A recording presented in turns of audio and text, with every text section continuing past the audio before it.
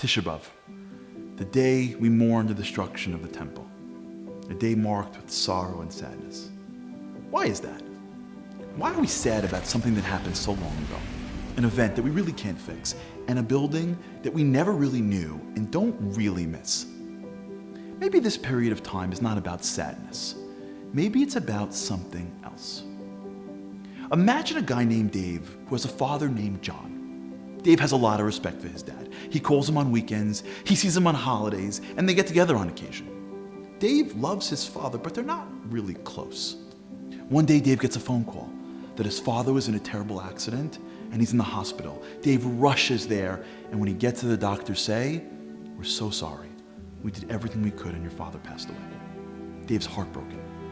He begins the period of mourning, and he starts to sit shiva.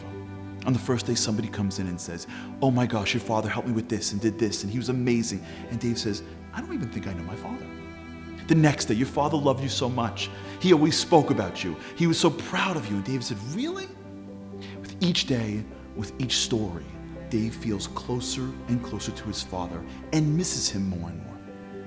On the last day, the doctors come in to pay their respects. They look at the mantle and say, "I'm sorry, why does it say John Levine on the mantle?" And Dave says, "That was my father's name."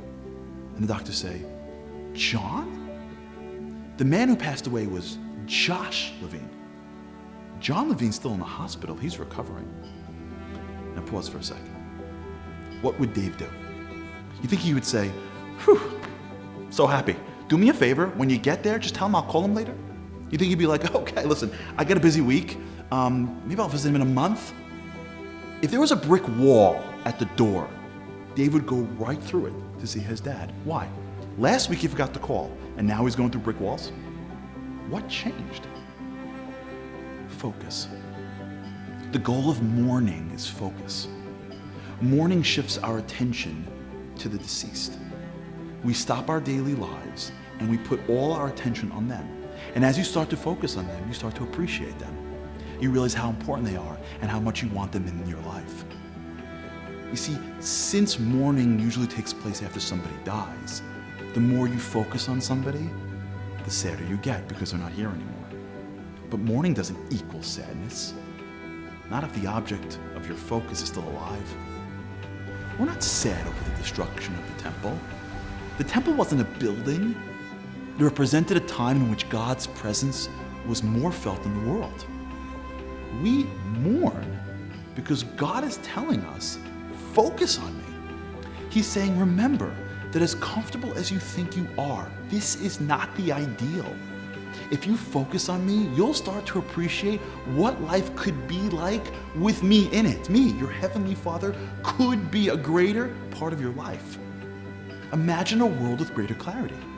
Imagine greater meaning and purpose. Imagine a world without the challenges of disunity and violence and fighting and fear. Imagine a world without uncertainty, without the ills of so much of what we've been conditioned to endure.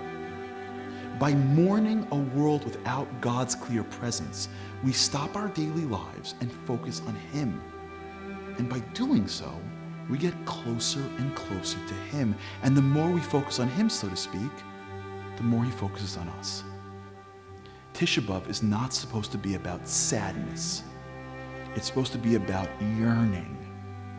It's the time in which we focus on how our lives could be so much greater with God's presence in it. And by building up that yearning, by building up that longing, we emerge even more committed to go through any walls that separate us from Him.